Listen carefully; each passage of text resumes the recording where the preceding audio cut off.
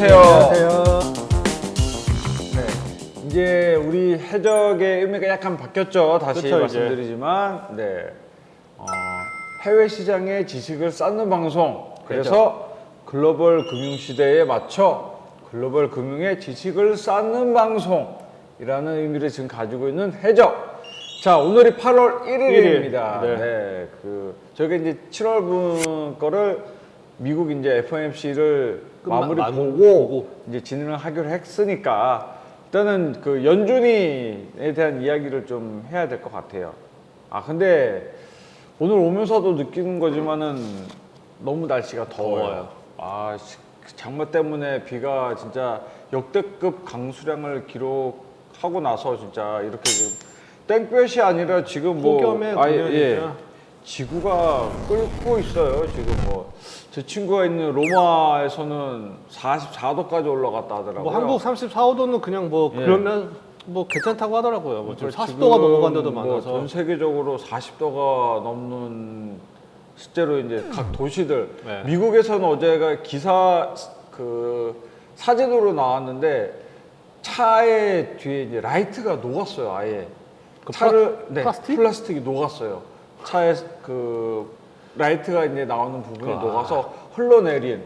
그러니까 이제 그 지역이 라스베가스 지역 쪽이었는데 진짜 뭐 사막도 네, 있고 45도가 넘어갔다 하더라고요. 그래서 그쪽이 넘어가는, 그러니까 햇빛을 아마 계속 받았으면은 근 50도, 60도 훨씬 넘어갔을 거란 얘기니까, 아, 진짜 지구가 기상이변으로 지금 몸살을 앓고 있다고. 예, 참 우리 다음 세대가 참 어떻게 살지, 뭐 저야 뭐 저만 살다 죽으면 되겠지만은 우리 자식들, 우리 PD님 애기들, 그래서 어떻게 하면 좋아, 이제 참 걱정이 앞서는 세상이 된 것 같습니다.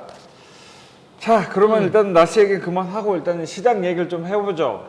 FOMC가 지난주에 이제 마무리가 됐죠. 7월. 또 올렸죠. 네, 또 올렸습니다. 25bp를 올렸어요. 몇 프로죠? 이제 상단이 5.5. 그러니까 5.25에서 5.5%까지 생각하면 되죠. 뭐. 예, 5.5%. 근데 5.5%가 올렸으면 5.5%까지 됐음에도 불구하고 시장의 반응은 뭐 이미 다 세상에서 다 아는 얘기야. 아는 얘기다. 예. 근데 이제 그러면서 이제 어떻게 또 이제 다음 거를 더 이제 기대는 아니고 좀 제가 보기엔 기대 같아요. S&P랑 나스닥은 5개월 연속 계속 상승이에요. 다우 같은 경우는 석 달이고. 이게 보니까 저희가 이제 한창 코로나였던 21년 돈을 엄청나게 풀었을 시절에 이렇게 5개월 연속, 뭐 3개월 이렇게 오른 게 그때 이후로는 또 한 2년 만에 이렇게 가격이 계속 올랐다. 근데 금리 인상을 이렇게 하는데 왜 이렇게 올리는 걸까? 급격하게 리세션, 경기 침체가 이루어질 수 있다고 시장에서는 판단을 했었는데 그나마 연착륙 얘기도 생각보다 많이 미국이 일단 나오고. 굉장히 탄탄하잖아요 지금. 그쵸. 나오는 뭐 각종 지표들이나 뭐 물가도 점점 둔화되고 있고 지금 심지어 이번 주나 지난주 말부터 발표됐던 기업 실적까지도 계속 좋게 나오고 있으니까. 계속 좋게 나오고 있으니 시장에서는 이제 이미 예견된 거기 때문에 여기에 대해서 크게 이제 개의치 않는 거 가는 것 같더라고요. 나는 갈 길 간다. 근데 저희가 작년에 이제 말쯤에 연준이나 이제 올해 얼마까지 올리는 거냐 과연 그 목표가 이미 5.25더라고요. 5.25, 5.5 지금 딱 수준이에요. 그러니까 이게 수준인데 이미 상향 조정을 한 거예요. 그러니까 5.2에서 5.5까지 올랐으니까. 근데 이제 만약에 8월은 없고 일단 FOMC를 거기도 뭐 여름 휴가 때문에 쉬고 왜냐면 8월엔 또 그랬어요. 잭슨홀 미팅 있잖아요. 그렇죠. 8월 말에. 그래서 8월은 원래 없는 달이고 9월 마지막 주 한 20 며칠이나 있는 걸로 알고 있는데 그때는 정말 동결을 할지 그러니까 인하는 아닌 것 같고 솔직히 인하라는 파월 자체가 인하를 배제시켜두고 있으니까 인하는 배제시켜두고 동결이나 인상인데 거기에 이제 방향은 양쪽 다 열려 있다라고 이야기를 해놨으니까. 하지만 향후의 모든 연준의 금리 결정 자체도 그때 나오는 경제 지표에 따라서 또 일단 이야기를 하고 있거든요. 그렇죠. 데이터가 어떻게 나오냐에 따라서 이제 뭐 인상을 하던 동결을 하던 결정을 한다고 하는데 일단 물가가 지금 7월 달께 3% 정도 나왔잖아요. 네, 맞아요.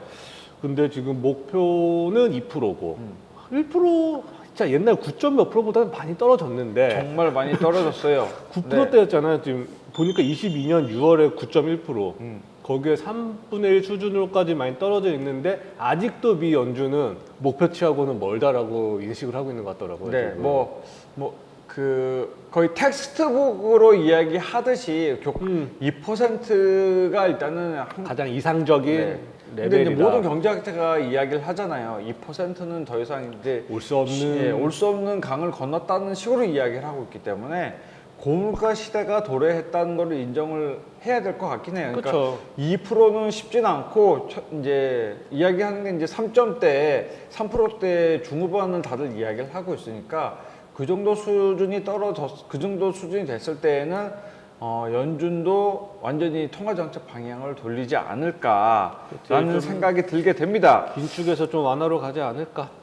그러면 그럼 우리 김성주 수석이 이번에 지난주였죠, 바로 지난주에 네. 있었던 연준의 FOMC 그 이야기들을 한번 쭉 좀 한번 설명을 해주세요. 그러면 거기에 중간중간 제가 코멘트를 좀 달아볼게요. 일단 저번 주 7월 25일부터 이틀간 이제 7월 FOMC 미팅이 있었는데 예. 결국은 다들 예상하다시피 25bp 0.25%를 인상을 시켰는데 네, 오랜만에 만장을 치렀던 것 같아요. 네, 자, 맞아요. 만장일치로 25%를 이제 올려야 되겠다. 0.25% 0.25%를 네. 올려야 되겠다. 네, 이제 해가지고 아까 말씀해 주신 것처럼 5.25에서 5.5 거의 이제 연준이 생각하고 있는 목표치까지는 다 도달을 했다. 최상단인데 이게 상단일지는 아직 모르겠어요. 아직은 모르죠. 네, 근데 이제 올해만 5번째 인상이라고 해요. 또 그다음에 지난 3월부터 이제 코비드가 조금 조용은 아니죠. 뭐 거의 엔데믹이란 표현까지는 썼으니까요. 네. 그때부터 이제 총 11번을 올렸더라고요. 그러니까 뭐 빅스텝, 뭐 자이언트 스텝, 뭔 스텝이 많이 나왔잖아요. 네, 맞습니다. 모든 스텝을 다 해서 총 11번을 올리면서 2001년 거의 그러니까 한 20년 만에 최고 수준, 네, 가장 높은 수준까지 미국 금리가 이제 올라갔죠. 맞습니다. 그런데도 아까 계속 초반에 말씀드렸다시피 뭐 미국 경제는 생각보다 괜찮다. 이렇게 금리를 올려도 올리니 물가 지수 이제 인플레이션은 조금 잡히는 느낌도 보이고 네. 그렇다고 뭐 실업률도 괜찮고 다른 지표들도 괜찮고 기업 실적도 괜찮고 그러니까 이제 모든 연준뿐만이 아니라 모든 뭐 경제학자들이나 모든 이제 전문가들이 생각하는 거는 미국의 경제는 이제 침체보다는 이제 연착륙을 할 수 있지 않을까라는 기대감이 또 점점 커지고 있는 것 네. 같아요. 작년 말에 우리가 계속 무슨 얘기를 했었나 자료를 좀 찾아보니 굉장히 비관적인 이야기들을 많이 했었더라고요. 아, 그렇죠. 네. 그러니까 경기에 대한 이제 리세션이 경기 침체가 이루어질 것이다라는 이야기를 많이 다뤘다 보니까 되게 우울한 얘기를 많이 다뤘는데 실제로 패를 까보니까 완전 다른 판이거든요. 생각보다 우울한 건 별로 없었던 것 같아요. 네, 지금. 오히려 이제 그 엔데믹이라는 이 마지막 이제 코로나의 마지막 파트가 딱 열리자마자 많은 이제 대외적으로 이제 소비 심리가 완전히 개선이 됐고 그렇죠. 어떤 지역 같은 경우는 코로나 이전 수준까지도 뭐 소비 심리가 많이 맞아요. 좋아졌다는 이야기도 나오고 그러니까 그 미국 경기 자체도 굉장히 자신감이 있어 하는 것 같아요. 연준 자체에서. 연준 자체 자신감이 있는데 딱 이거 FOMC 끝나고 다들 뭐 25bp 올린다. 다들 누구나 다 알고 있었던 사안인데 끝나고 나서 파월이 좀 되게 애매모호한 얘기를 했죠. 그렇죠. 인상도 아니고 뭐 인하는 당연히 없는 네. 거고 인상도 아니고 동결도 아니고 좀 모호한 입장을 계속 밝히면서 저는 어떻게 보면 시장에 불확실성도 여전히 좀 남겨놓고 있는 네. 상황은 아닌가. 뭐 여전히 본인이 한번 해먹은 게 있기 때문에 그렇죠. 실수를 안 하려고 하는 거겠죠. 뭐 정확한 데이터를 계속 모니터링을 하겠다. 하긴 하겠다 하니까 뭐 지금 연준이 이번에는 이제 열리고 저희 9월 이제 20일 날 이제 오픈이 되니까 FOMC가 그때까지도 나오는 데이터를 꾸준히 보겠다는 얘기죠. 잭슨홀 미팅도 있고 그 이후에 9월 달에 나오는 소비자 물가 지수나 네, 이제 그 고용 지표까지 다 보겠다는 얘기인 것 같아요. 네, 그래서 일단 오늘이 8월 1일인데 이번 주가 또 우연치 않게 FOMC 끝나고 8월 FOMC는 없지만 잭슨홀 미팅은 있는 그 사이에 진짜 이번 주에 미국 고용 지표 다 나오지. 네, 맞습니다. 미국, 중국, 유럽 모든 제조업 지표 다 나오지. 네. 그러니까 생각보다 이번 한 주가 또 중요한 한 주가 될 것 같아요, 지금. 근데 이제 또 약간 우려되는 게 저는 지금 소비 물가 지수가 3%까지 떨어졌는데 네. 요즘에 원유 가격이 또 심상치가 않아요.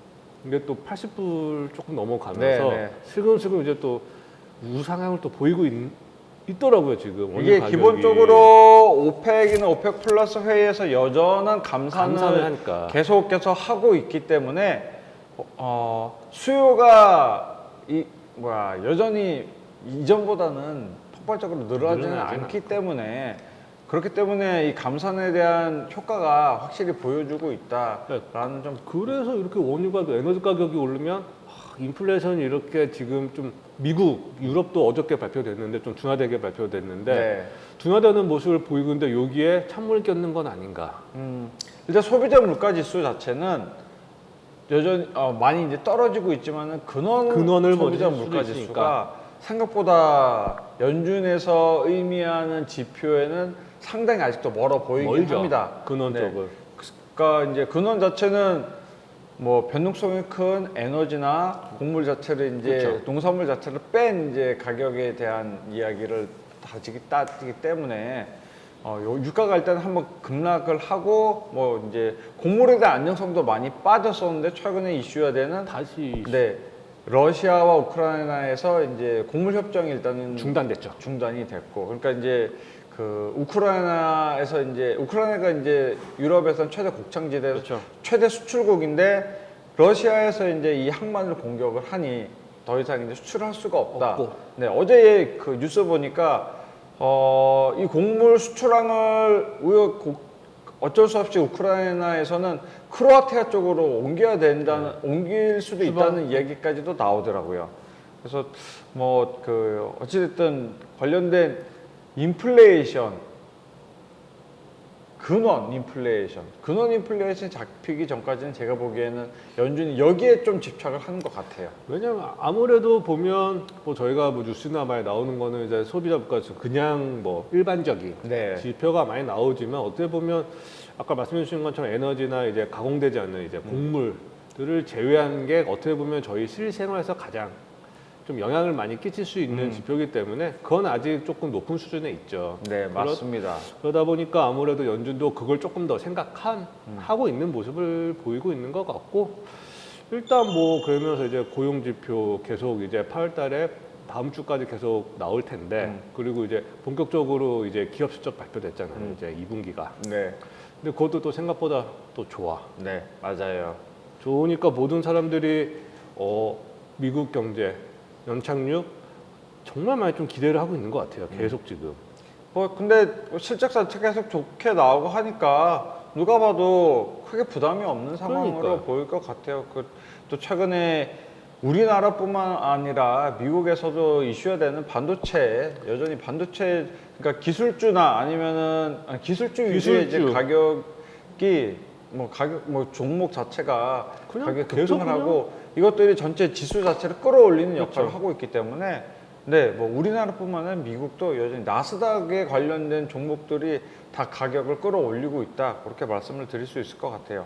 그러면 일단은 지금 미국이 금리를 올렸고 그 전에 얼마 전에 바로 또 유럽도 올렸죠. 똑같이 25bp 네. 당연히 했죠. 그래서 유럽 같은 경우는 이제 7월 통화정책에서 발표한 게 4.25.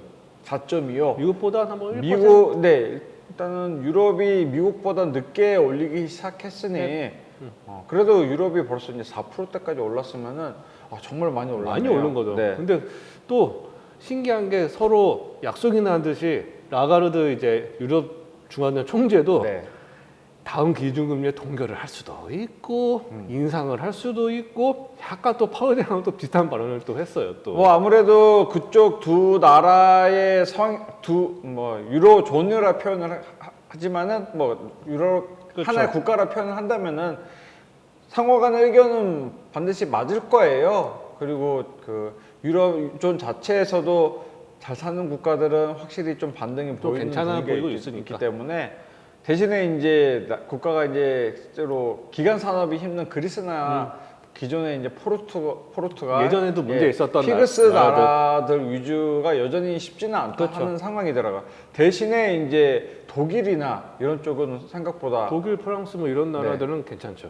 그것을 생각을 했을 때에는 이제 금리 인상을 이렇게 올려도 크게 이제 유럽 자체에서도 경착륙보다는 연착륙에 조금 좀 더 더. 기대를 하지 않나 그런 생각을 가지고 있습니다. 그러다 네. 보니까 이제 저번 주에 유럽중앙은행에서 금리산 단행을 했고 네. 그다음에 어저께 이제 뭐 소비자 물가지수 포함해서 이제 2분기 GDP가 발표됐는데 네. 그거 다 좋아요 또 지표도 또 다 좋아. 네, 네, 미국만큼 지표도 좋으니까 네. 이번에 뭐 금리 인상을 단행했지만 뭐 계속되게 이게 긍정적인 데이터가 나오면서 이제 조금 유럽중앙은행도 금리 인상을 조금 쉬어가지 않을까라는 이제 조금 뭐 낙관적인 이제 모습을 많이 보이고 있는 것 같아요. 네. 지금.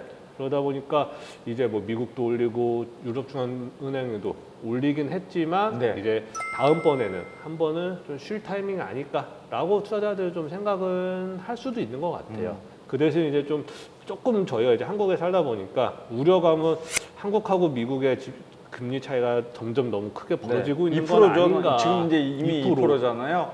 2% 차가 뭐 역대 최대 최대차라고 차이기 때문에 여기서 더 벌어지면은 그건 좀 생각을 해봐야 될 것 네. 같습니다. 오늘 우리 대본에 써준 게 난 오늘 되게 히트플레이션 이제는 뭐 에그플레이션부터 뭐 이제 공모를 해야 스태그플레이션 되는데 뭐 이제 플레이션은 다 갖다 인플레이션을 그러니까 갖다 다 갖다 붙이더라고요. 요즘 다 갖다 요거는 또 붙이더라고요, 진짜. 뭔가요, 요거는? 그러니까 히트플레이션이라고 해서 네. 폭염하고 인플레이션이 또 합쳐졌어요. 아. 그러니까 그냥 다 붙여 앞에. 네. 인플레이션 앞에. 폭염에 따른 뭐 이제 인플레이션. 결과값이 이제 문제가 되는 거겠죠. 그렇죠. 분명히. 그러니까 계속 진짜 뭐 유행어도 아니고 네. 그 뭐 코비드 때문에 생긴 그 전부터 인플레이션은 네. 뭐 문제는 있었고 계속 뉴스에 나왔지만 아마 많은 분들이 이제 코비드 때문에 코로나 때문에 인플레이션 단어를 거의 뭐 하루가 멀다시피 듣고 계실 네, 거예요. 그렇죠. 뉴스에서 떠들어대는 게 그거였으니까요. 네. 그러면서 계속 인플레이션이 높은 수준 유지하고 있음에 따라서 계속 뭔가 이슈가 생길 때마다 인플레이션 앞에 한 단어를 더 붙여서 진짜 유행어처럼 많이 늘고 있어요, 지금. 그래서 이게 뭐냐? 조금 더 자세히 설명해 드리면 신종 합성어네요. 네. 아니야, 근데 이게 원래 보니까 있었나요? 아까 뉴스를 찾아보니까 22년도에도 나왔고 아, 그래요? 근데 이슈화가 안 됐던 것 뿐이더라고요. 음. 근데 이제 한국이 더위가 어마어마한 것처럼 이제 전 세계가 아까 말한 것처럼 진짜 네. 무더위뿐만이 아니라 진짜 폭염에서 진짜 불구덩이에 사는 것처럼 네. 살고 있는데 피트 인플레이션은 폭염이 경제에 얼마나 악영향을 주냐. 그러니까 에그플레이션은 뭐 농축산업이 네. 인플레이션에 영향을 주는 거. 근데 이 폭염이 그러면 농축산물도 지금 다 말라 죽이고 있는 상황으로 그런 거죠. 보여지고 있거든요. 폭염으로 인해서 이제 한국도 뭐 농축산업이 많이 힘들겠지만 네. 전 세계적으로 이제 농산물 작황이 어려움을 네. 있고 말라 죽는 현상이 분명히 있을 거예요. 비도 오겠지만 햇빛이 너무 비치니 네. 말라 죽고 그럼 작황도 힘들고 그거를 지켜내려고 하다 보니까 이제 많은 생산비도 들어가고 그렇죠. 뭐 비료도 들어갈 거고 뭐 에너지도 들어갈 거고 네. 뭐도 들어가고 그러니까 거기에 대해서 또 에너지 가격도 올라갈 네. 거고 임금도 올라갈 거고 그러면서 이제 각종 시스템적인 생산성이 다 저하가 돼버리는 거죠. 그러면서 물가가 다시 오른다. 이게 포함이 된다 하면은 소비자 물가 지수 자체는 확실히 가격 인상에 부담 요인으로 되겠죠. 분명히 작용을 하겠네요. 네. 그다음에 지금 뭐 예전에도 제가 말씀드렸겠지만 인도가 뭐 세계 수출의 40% 맞아요. 이상을 갖고 네. 있으면서 최대 수출국인데 네, 근 이상을 수출을 하는 국가죠. 인도도 덥잖아요. 네. 얼마나 덥겠어요, 네. 지금. 그러니까 인도에서 7월 중순부터 갑자기 술 수출도 금지시켜 버렸어요. 네, 맞아요. 그 뉴스가 나왔더라고요. 네. 쌀 수출 금지를 하면서 일단은 어쨌든 쌀 소비 국가가 가장 많은 나라도 아시아고, 하지만 뭐 쌀을 안 먹는 나라는 또 거의 없으니까 그렇죠. 전 세계적으로 다 먹고 있으니 이 쌀 부족 연상으로 인한 가격 쌀 가격 상승도 이제 야기시킬 수 있고. 네, 맞아요. 그다음에 인도가 이렇게 쌀 많이 하지만 인도는 이제 다른 농산물도 많이 수출을 하는 나라고, 네. 뭐 베트남도 있고 여러 아시아 국가들이 이런 농산물을 많이 수출을 하잖아요. 근데 이런 폭염으로 인해서 인도가 쌀뿐만이 아니라 다른 곡물, 다른 나라들이 또 무슨 자기 나라에서 많이 수출되는 그런 곡물들을 수출 금지를 시키지 않을까. 연쇄 반응을 일으킬 계속. 수 있다. 그다음에 또 뭐 아까 잠시 말씀해 주셨지만 이제 러시아에서 네. 이제 그 곡물 수출 네. 협정이 중단되면서 이제 밀 가격 며칠 전에 올랐거든요. 네, 맞아요. 그러면서 이제 곡물 가격이 다시 한번 상승하지 않을까라는 이제 좀 불안감도 있고, 충분히 가능성이 있는 얘기죠. 네, 맞아요. 이것도 보니까 이렇게 되면 폭염으로 아까 말씀드린 물류 시스템도 마비가 되고 네. 운송에 필요한 비용이 더 많이 든대요. 왜냐하면 그거를 썩지 않게 하면 뭐 냉동 착고가 더 많이 필요할 수도 그렇죠. 있고, 맞아요. 그럼으로써 이제 에너지 가격이 다시 상승세를 보여질 수도 있다. 여기서 또 미국 같은 경우는 일단 땅이 워낙 넓으니까 그 뭐 비료를 뿌리던 농약을 뿌리던 추수를 하던 기계들이 많이 하잖아요. 네. 그래도 인건비가 들어갔고, 그 대신 아시아 국가들은 뭐 좀 비옥한 땅이라고 해야 되나 하고 이제 산간 지역도 많고 하다 보니까 사람들이 많이 직접 맞아요, 추수를 맞아요. 하잖아요. 네, 일을 네, 하잖아요. 네. 그러다 보니까 폭염이 또 노동 생산성을 확 낮춰버린 네, 거예요. 그럼요. 요즘 같을 때 나가면은 몰라, 어린애들은 열심히 잘 뛰어다니더라고. 근데 이제 애들은. 어르신들이 이제 우리 나이 때만 되더라도 밖에서 30분만 있어도 몸에 기력이 이제 쭉쭉쭉 빠지니까. 네, 맞아요. 근데 이게 이제 이제 생산성이 당연히 줄 수밖에 없는 상황이거든요. 저희도 요거 좀 걸어간다고 힘들어 죽겠는데 이제 농사 지시는 분들 진짜 땡볕 아래에서 네. 하니까 이거 보면 온도가 1도 상승할 때마다 생산성이 2% 떨어진대요. 아, 생각보다 많이 떨어져요. 네, 그렇네요 지금. 네. 근데 보통 평균 기온 자체가 지금 많이 올랐으니까. 체감 온도는 더 오르잖아요. 네, 그렇죠. 그러다 보니까 이런 폭염, 더위로 인한 더위로 인해서 농산물도 가격도 올라, 에너지 가격도 올라, 농도 생산성에 필요한 임금도 올라. 그러다 보니까 여기에 대해서 다시 한번 인플레이션의 물가 상승, 전체적인 물가 상승에 영향을 주지 않을까. 충분히 라는 가능성이 있는 얘기네요. 네. 이야기가 슬금슬금 나와서 히트 플레이그레이션 한번 써봤어요. 이게 너무 유행인 것 같아가지고 이 플레이션이 뭐 그 지금 우리 보시는 분들은 아 저런 이야기도 있구나라는 생각을 하실 것 같긴 하네요. 분명히 이거는 저는 되게 신박한 단어였어요. 저도 이게 정말 히트플레이션. 2023년 신종어구나 생각했는데 근데 그 인플레이션을 야기시키는 조건들 자체가 이 안에 지금 다 들어가 있기 때문에 맞아요. 그러니까 말 그대로 자연 환경에서부터 시작되는 인플레이션 원인 제공이네요, 말 그대로. 더위가, 날씨가 네. 이게 또 만약에 지금은 더워서 이렇게 됐죠. 만약에 추워서 이렇게 되면 또 뭐 콜드플레이션이라고 또 나올 수도 있어요. 네, 또 그럴 수 있죠, 충분히. 이게 지금 이제 또 엘니뇨 이슈가 있기 때문에 계속 이야기가 나오죠, 전 그래서 세계적으로. 때문에 뭐 2023년도 이렇게 더운데 24년, 25년은 더 더울 거다. 네. 엘니뇨 현상이 몇 해도 3, 4년은 갈 거다라고 이제 계속 뉴스가 나오고 있으니까 아무래도 이거에 따른 뭐 농산물 가격, 제 생각에 농산물 가격이 가장 많이 오를 것 같아요. 충분히 연준에서도 이런 관련 내용들을 본인들도 있겠죠. 이제 인지를 하고 있을 거예요. 그래서 더 이야기를 못할 그러니까 금리 인하에 대한 이야기는 아예 이제 언급 자체가 없잖아요. 뭐 이야기할 필요가 없다는 식으로 이제 파월이 말을 하고 있기 때문에 금리 인상, 네, 오히려 인상할 수 있는 가능성이 높지 여기에서 통화 정책의 변화 기조는 쉽지는 않아 보이네요. 긴축에서 완화로 가기는 조금 많이 힘들 것 같아요. 긴축에서 약한 긴축 아니면 그냥 현 상황 유지. 네. 이 정도지. 뭐 이야기는 현 상황 유지, 그러니까 고금리 상태에서 그 금리 상태가 한동안 유지될 거라고는 뭐 많은 사람들이 그렇죠. 이야기를 하고 있었잖아요. 근데 이제 시장 자체에서는 이 고금리가 너무 이제 힘들다 보니 빨리 이제 정책 변화가 이루어졌으면 하는 바람이 실제로 이제 시장 상황에서 시장 참여자들이 원하는 거지. 실제로 결론을 이거를 제시하는 사람들에서는 정확한 데이터를 가지고 이제 안내를 해야 되는 사람들은 그렇죠. 쉽지가 않을 이제 거라. 저희도 금융에 있지만 네, 예상보다는 저희도 숫자를 보잖아요. 네 맞아요. 숫자로 보고 있기 때문에. 숫자를 보고 있기 때문에 어쩔 수 없는 것 같아요, 이거는.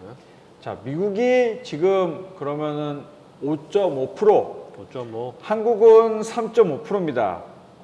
그러면 2%. 이번 2%가 찼는데 이번 달에 이제 8월이 됐으니 8월 달에 이제 8월.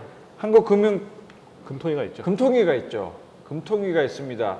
이 금통위에서 과연 우리나라 금리를 올릴 수 있을까라는 생각이 제가 안 할 수가 없겠더라고요. 이미 2%가 차이가 났는데 미국이 9월 달에 또 올린다는 기조를 계속 보인다. 그러니까 경제 지표나 이런 것들이 인플레이션 다시 올라가는 느낌이 있어. 그러니까 7월 전에 그런 분위기가 많이 형성되면서 연준에서도 파월도 더 올릴 수 있어. 있다. 계속 이런 이야기를 많이 연준 위원들도 이야기를 많이 했단 말이죠. 그렇죠. 그러면서 시장 자체에서도 상당 부분 이제 더 올릴 수가 있겠구나 이런 걸 인식을 했단 말이죠.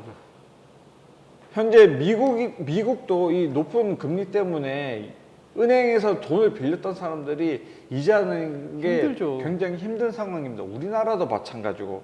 근데 우리나라는 또 이제 약간 얘기가 최근에 좀 이슈가 되는 게 다른 게 새마을금고 이슈 이 얘기를 안 할 수가 없어요. 이제 그 말 그대로 부실 관리로 인해서 이쪽에서 이제 그 만약에 기준금리를 또 올리게 되면은 여기 그 말 그대로 이자를 대한 부담? 네, 부담 그런 것들도 분명히 있을 거고. 어쨌든 우리나라도 가장 큰 경제 뇌관인 가계부채 저도 대출을 지금 끼고 있지만은 다 있죠. 진짜 처음에 제가 대출 받았을 때보다 100만 원 빌렸다고 이자를 100만 원 냈다 그러면은 지금 진짜 180만 원 내는 것 같더라고요. 네. 제 주변 사람은 그렇게 돈을 독립한 이제 후배가 있었는데 집에 다시 들어간대요. 이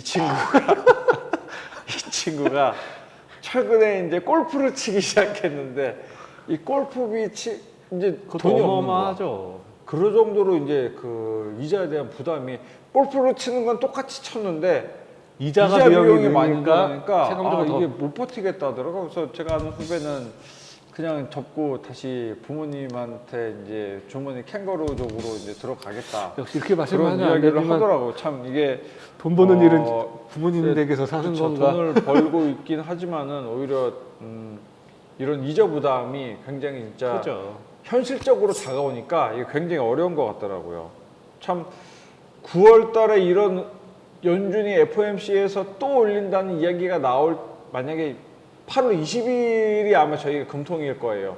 그리고 8월 달, 바로 이번 달 그 중순까지 미국의 경제 지표들이 이제 다 나오죠, 웬만하면. 네, 웬만하면 다 나오고 그런 소비 지표들이 또 나올 텐데 여기서 조금 분위기가 이상하게 나온다 그러면은 금리 인상할 수도 있겠다고 파월이 분명히 잭슨으로서 그런 이야기도 할 수 있단 말이죠. 그러면 우리나라 금통위에서는 해야지. 굉장히 고민이 많을 것입니다. 굉장히 많을 거예요.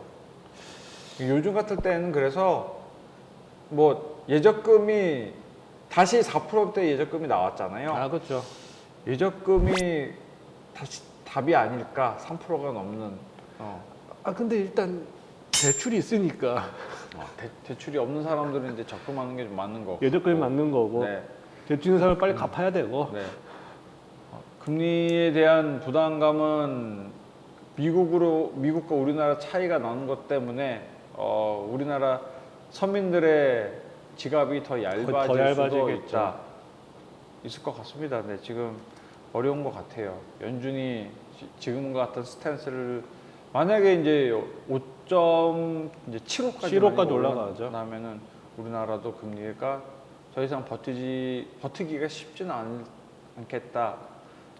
지금도 이제 그 외국인들 투자 자본 자체가 조금씩 이제 빠져나가고 줄고 있으니까 굳이 한국에 투자할 필요가 없죠. 네. 뭐 돈을 맡겨더라도 미국에다가 맡기는 돈을 게 맡기는 훨씬 게 이자가 좋으니까. 있으니 그런 부분 생각한다면 우리나라도 미국에 올린다면은 같이 올리지 같이 않을까. 네.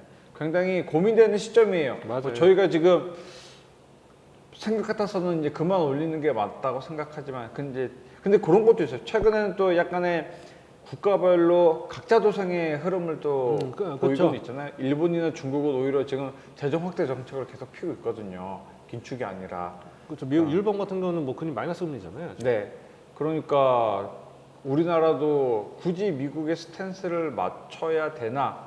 물론 이제 그 외화 투자 자본금이 빠져나간다 하더라도 우리나라 가지고 있는 외화 보유량 자체도 워낙 많고 그렇기 때문에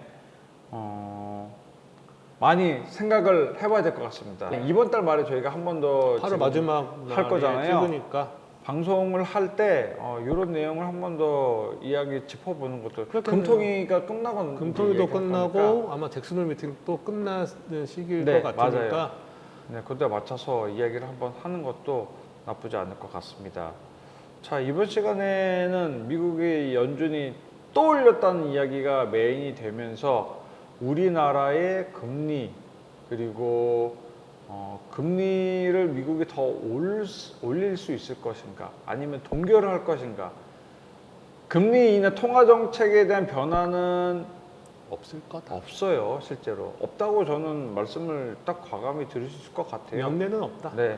그래서 그 가계부채형 부담감은 여전히 한 상태고 자 우리가 20일 날 있을 금통위가 어떤 이야기를 할지 모두 한번 집중해서 그날은 금통위가 보통 몇 시에 열리죠? 아침에 열리죠. 네, 아침 9시에 9시. 열리거든요. 네, 그때는 한번 뉴스에 귀 기울여 보는 것도 투자하시는 분들의 좋은 그 투자 지침이 되지 않을까 싶습니다. 그렇죠.